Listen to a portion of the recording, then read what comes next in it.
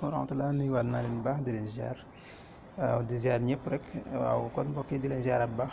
tey dama leen di wan naka ngay def ba mën a partager moo xam vidéo wala looy bind wala photo 200 et quelques personnes ci benn message donc waaw ci benn message rek ndax WhatsApp bu leen fàttali léeg-léeg da lay def partager par 5 rek la. waaw mais am na méthode boo xam te ne boo fa jaaree benn message ngay bind envoyé ko mu dem ci ñooñ ñëpp incha allah loolu nag pour ñu def ko dañuy ñëw fii voilà ci 3 points yi fii ci kaw voilà fii ci kaw la ñuy ñëw gis nga bu ñu ñëwee ci 3 points yi bu ñu ko cliquer fii ñu bind nouvelle division fii voilà fii nii ma laal fii ngay dugg boo duggee fii gis nga. mu andi la say contact sa contact yaa ngi nii bu ko defee nga sélectionné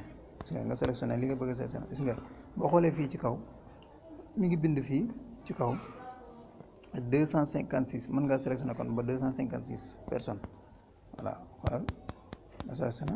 voilà comme dañuy essayer rek mën nañoo sélectionné li am léegi boo sélectionné ba nag fii ngay ñëw fii ci kii bu verte bii ngay gis flèche bi ci suuf voilà fii nga daal di cliquer voilà nga daal di bës nga dugg fii gis nga voilà nga daat fi dugg voilà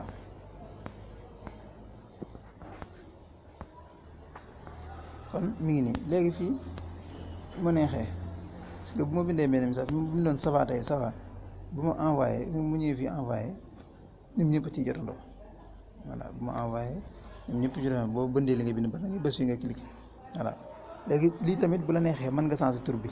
voilà mën nga ko changer pour ëllëg boo ko soxlaa mën koo bind rek mu andi la ko nga xam ne doo fi nekk di sélectionné waat mën nga ci bind tur bu la neex boo liggéey fii ci kaw mën nga changer tur bi gis nga fii ngay ñëw fii ngay changer tur bi bu la neexee mu bindee ko tey mën naa ko bind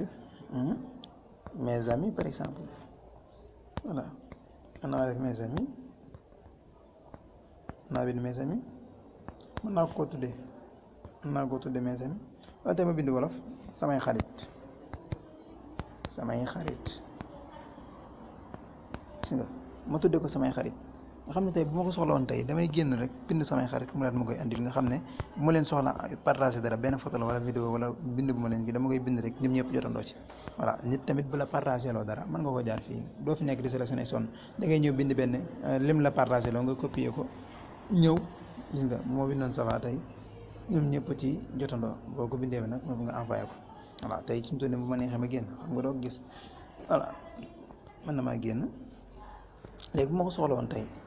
gis nga mi ngi nii sax soriwul mais tey bu ma ko soxla woon tey mu nekk samay xarit rek lay bind mu andil ma